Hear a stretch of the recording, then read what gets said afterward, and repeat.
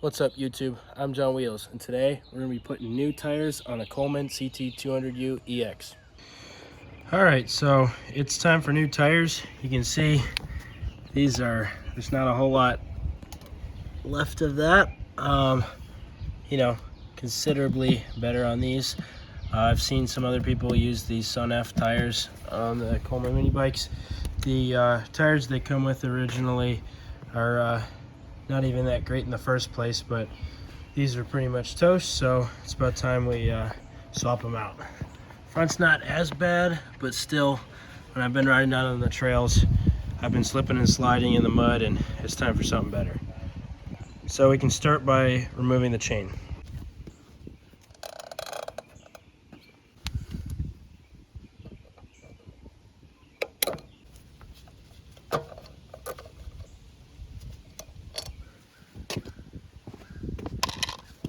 Now we can bust the wheel loose.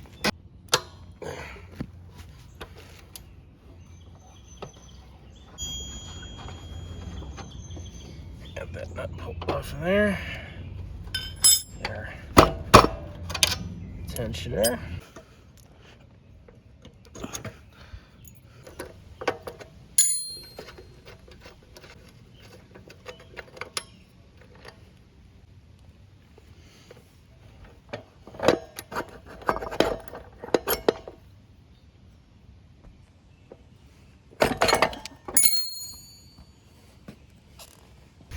All right, let's start by taking out the valve stem.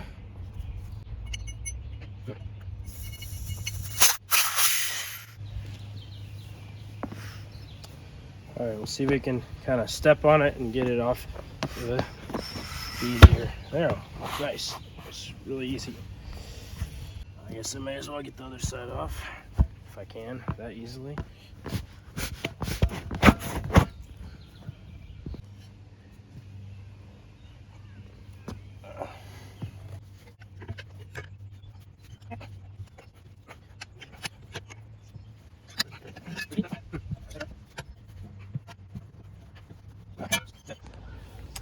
All right, so the new tire, I cannot find a arrow with a direction, so I'm just gonna use my best judgment, but it looks more or less the same both ways. Got a spray bottle of soapy water.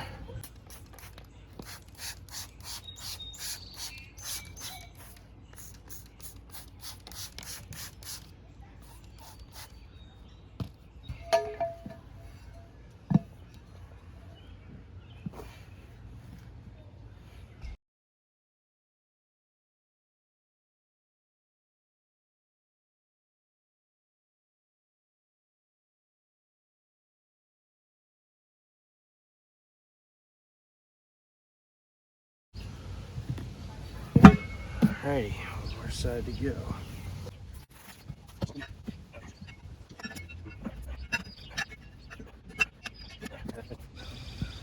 Alright, grab some vice grips, grab a little bit of shop towel so it doesn't scratch it up too bad. Alright.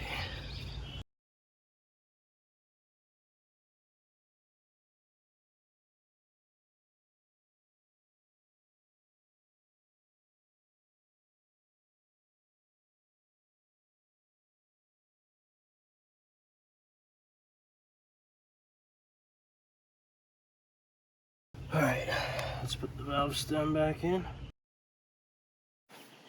Let's see if air alone will do it. And thanks, Grandpa, for this cool air pressure gauge. It even has like the release if you want to bleed it off if you overinflate.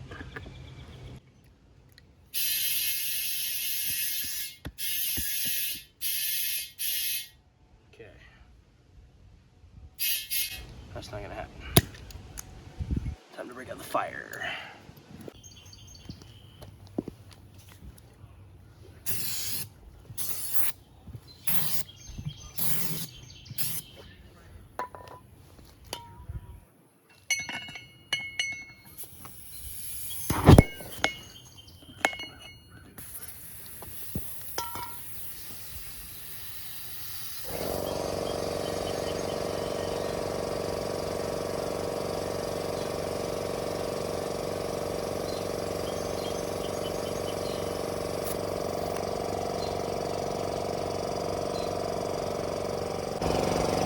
Now we can check for leaks.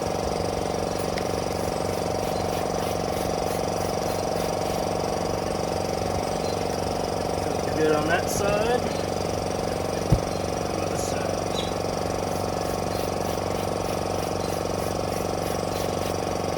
So it says 7 psi operating. We can just screw that down.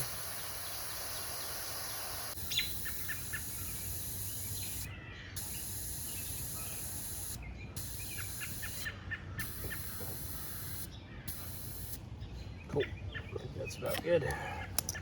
Awesome. There we go. Fresh tire mounted up. Alright, so I think it would be dumb if I pulled out the wheels and everything and didn't go ahead and grease the bearings. So what I'm going to do is try to carefully pry off the little ring here and see if we can get it open to take some grease. Alright, I'm going to grab a sewing needle to see if that might be a little bit better to pick this off.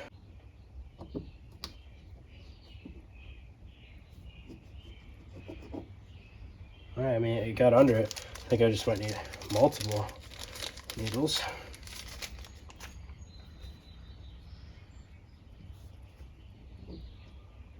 It's like I don't want to put too much pressure on it and break it, you know? There you go. I don't know if you can see what I'm doing, but like taking both sides and sliding it around. There we go. Whoa! Alrighty. There's like no grease in there, so I'm very glad I'm doing this. Cool. I mean, it still spins free, but you don't want a bearing to, I don't know how much you can tell, but you don't want it to keep spinning. You want it to like go like, because it's so full of grease. I will go ahead and do the other side.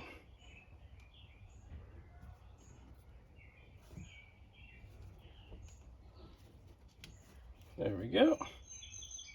Those seals are off of there. Now we can take and clean those.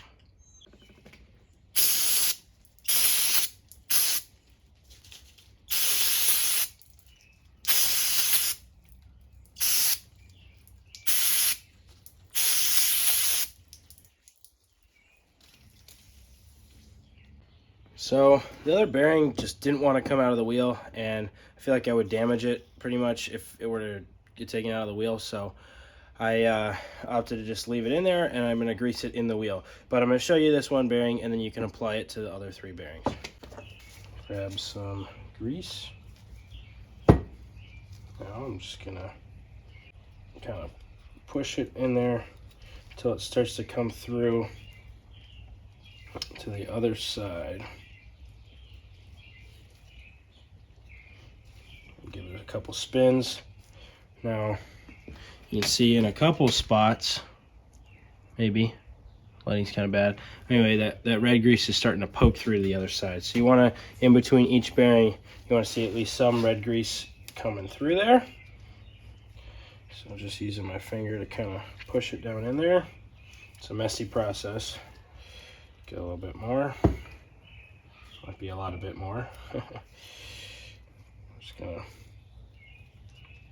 kind of do this sweeping motion, and that should hopefully help force it down into these bearings.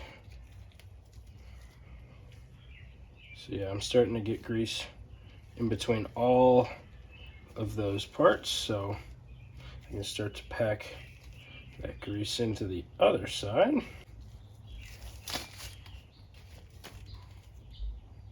Grab my seal, just kind of press that back in there. Cool. I'm going to grab the other side. I'm just going to press it in there. Make sure that you'll hear it kind of click in there. Just go around, press it in. Make sure that other side is in there, nice and good. Kind of clean it up a little bit. Now, when I spin it, it just kind of stops, but that means there's like a lot of grease in there. I'd say every tire change, you know, can't hurt. Pull these apart, grease them, but I think from the factory they don't come with a great deal of grease. All right, don't be dumb like me and forget the spacer in the inside and then install your bearing.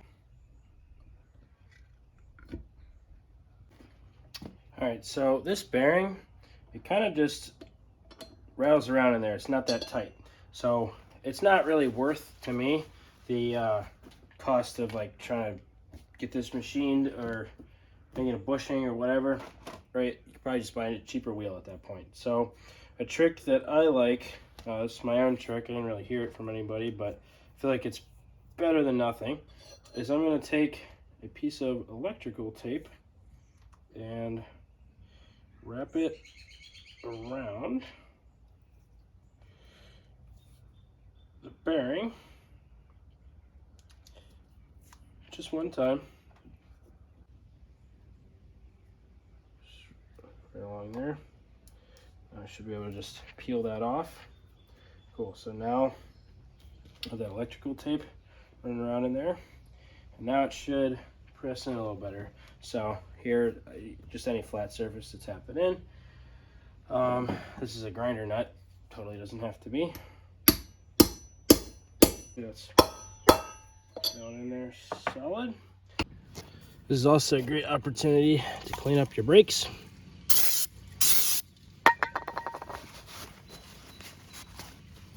Get that brake dust off of there. Also a good idea to clean the inside of the brake drum.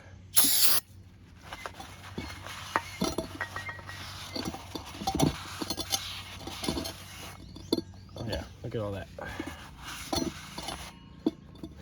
Can't hurt. All right, so now's the part where you want to grab a friend or your brother, so thanks Andy. Anyway, I'm gonna put my brake drum back in here. Okay, and then I'm gonna get my spacer ready. And so, Andy, if you could lift up this tire and kind of hold it a little down.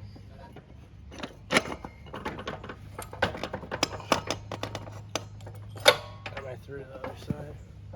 Yeah. Cool, thanks. What's gonna happen now is we're gonna pull the axle back until I can slide these two spacers in towards you. You know, but not all the way. No. Okay, now out like maybe an inch. Okay, now back in. Okay, keep pushing. Keep pushing. There we go, awesome. Thanks. I'm gonna grab the chain.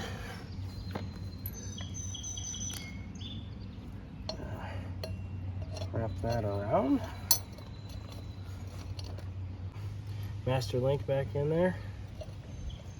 Now that slid in. Get our next piece. And finally we'll get the clip. Alrighty, so this is the Master Link clip, right? And so you could put it on either way. And now let's think about which way is the chain going. So tire is going to be going this way, right? So that means chain's headed that way. So if I put it this way, say I hit something as the chain's going around, it's going to slide this back and it could eventually fall off. So I want to put it this way so that as it's going around and forward, if it hits something, it's only going to put it on tighter. So now I can get that set in there.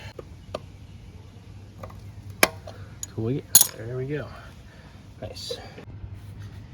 Next we're going to reconnect brakes. There we go. And I'm just going to put this on hand tight because in order to adjust the chain, we still want to be able to let this slide back and forth in its slot.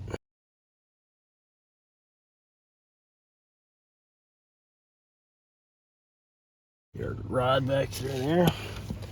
Cool. Now let's get this started. So 1, 2, 3, 4, 5, 6, 7, 8, 9, 10, 11, 12, 13, 14, 15, 16, 18, 19. I believe it was 19, but we'll play around with it, but that should be a good ballpark. What I'm counting is there's like a concave part on this nut, and then there's obviously like the round part of the cylinder. So it kind of fits that contour. So every time I twist it, you can kind of feel it click because it's camming over. So that's just to get me back in the ballpark for adjusting brakes. All right, so now it's time to do the chain. So you can see right now, there's a ton of play in that chain. So what we'll do is take our adjustment here, and we're going to spin it in, and then you're going to watch each side and make it an equal amount. Now, the one thing to note here is the end of the threads here, like how the distance from this end of the adjuster to the center of the axle is different on each one. So what you want to do is actually look at the number of threads showing on this side. So from here to this tan part, that distance is what you want to watch is even on each side. So I feel like that's a good amount of play in my chain.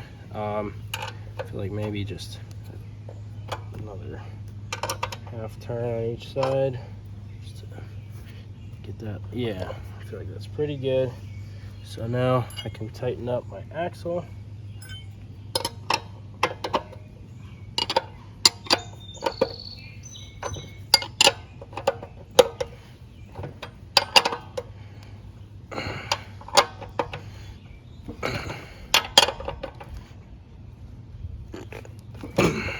All right, cool.